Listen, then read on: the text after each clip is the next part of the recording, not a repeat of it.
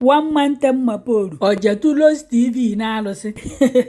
ndị be anyị bịakwanụ ka unu nụrụ n'ọdụkwa ka etozi mmadụ na alụsị na-ewuzikwanụ bịakwanụ na former husband Dewu one man maporo ofu mgbaji a na-eme ofurodu Prince of Dollar n'ojegokwanụ wee tụọ onye na-eme kọntentị n'ihu akwụkwọ na alụsị wee sị na ya bụ nke nwaanyị na-akpọrọ ya n'oge ọbụla si obulu okwu ya bụ Prince of Dollar n'isi na-akpọ ya afọ ọjọọ dị iche iche na kịta anụnwa na oyi edizikwa n'ọkwa ndị alụsị bụzikwa ife ya ekpelụfanya bụ ikpe unu makwa na o tebekwa aka otu nwa agbọghọ wepụtara wee sị na ọ tụrụ Prince of Dollar na alụsị na ojie 900,000 nke a sị na alụsị Ọkịja onye kachi eforo mgbọsị ahụ ndị alụsị Ọkịja sị na Prince of Dollar abịagokwanụ kwụọ fanya bụ 900,000 naira wee kagbuo afọ ọjọọ niile na ife ọjọọ niile fakwu ihe eme Prince of Dollar onye ka apụtakwa taa ọ bụrụzie na ọnya bụ one man maporo bụzikwa onye jekwatụ mmadụ na alụsị na-ewuziri na nke ikpeazụ one man maporo kedụkwa ife gụ na ụmụ nwaanyị na-akọkwa alụsị eje n'ibe anụ nwere ajọ obi na nteje ịmakwa afọ ị na-aza one man maporo ofu mgbaji a na-eme ofurodu unu afụnụ gị ebe a na-eme ofu mgbaji ofurodu iwe jebulu oke afa na-ebu nwa nkịta ije na-atụ nwaanyị na alụsị ya bụ ife atọchakwa ụtọ echekwana ya hapụ nke nwaanyị okwu werigide ogbo ya ozuo ike amakwa m nke bụkwa ijetụ ya na alụsị nya alụsị na-ewuzi ọkwa ife nnọtị ka m wetara unu bịakwanụ ka unu geru ka esi wee tụ ya na alụsị ọ ya agbụkwa ị na-akpọkwa one man maporo n'ọnụ ma lụzikwanụ na ọ na-atụzikwa na alụsị na ọ bụ ozikwa ndị uwe ojii na-egbozikwa ọgụ na nke ikpeazụ a n'ọkwa ndị alụsị bụzikwa ife na-ebi okwu aka m ọkpa m adọzikwa na ya one man maporo biko ma nke m kpọrọ gị akpọ ma nke ị kpọrọ m akpọ ma nke m akpọ doo ịtụkwana nna alụsị biko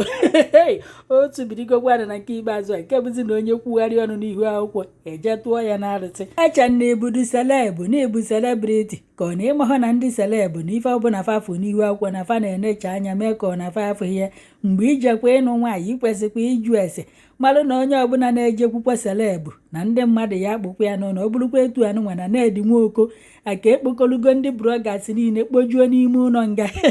nna biko gbaalụ Lady G na ndị be anyị si na-ewere aka nna itie nwata ife were aka ekpe wee kpuchi ya tie azụ biko kansụl ife ọbụla itiri ya n'ife ndị alụsị na ọ bụrụkwa etu anụnwa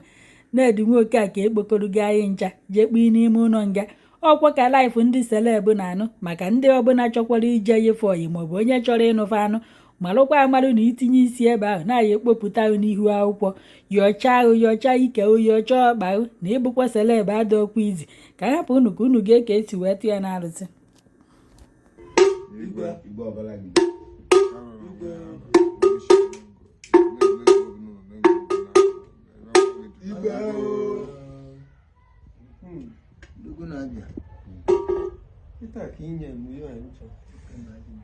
so tata ka a na-agba this boy Rose TV taa ka a na-agba ya akwụkwọ na Nengu na tata a na-agba ya akwụkwọ anyị alaiki inye ebe let's assume September na izu na-atọ izu na-atọ ka enyere ya It's not of 28th of this month, Saturday. ka ọ bịa ka anyị mara onye kpata dachi na ọ na-akpali Chibuzo a person called Chibuzo bụ Prince of Dollar amaghị kpata na ọ na-akpali that person of Chibuzo Prince of Dollar by name. So we are expecting her.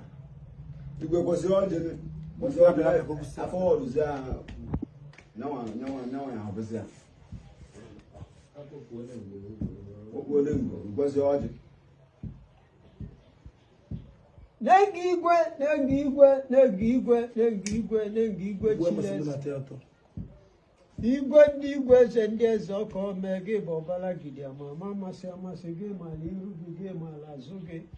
gị bụ ụzọ gị ikpeazụ odupụrụ onye egwu na-atụ oke mma itu n'ukwu na-ana aka nga ma ume esi ka ebu gị bụ anya ọkụ na-eche akwụ ya ikwu na-echedo anya ọgbụ na-eche ndu gị bụ the impossible to be possible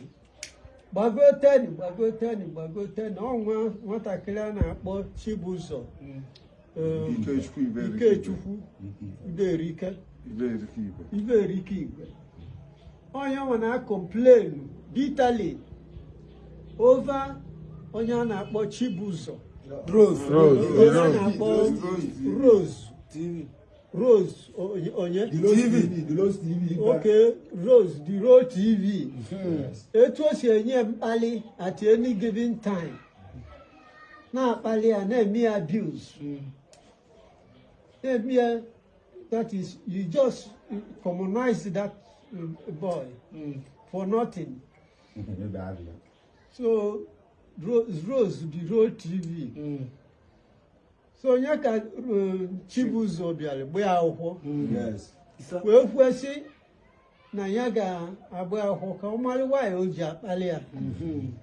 na ya nwere anytime ya na ya nwere fracas wee bịa bụrụ ịdị na-akpalizi ya na ya mara nwaanyị.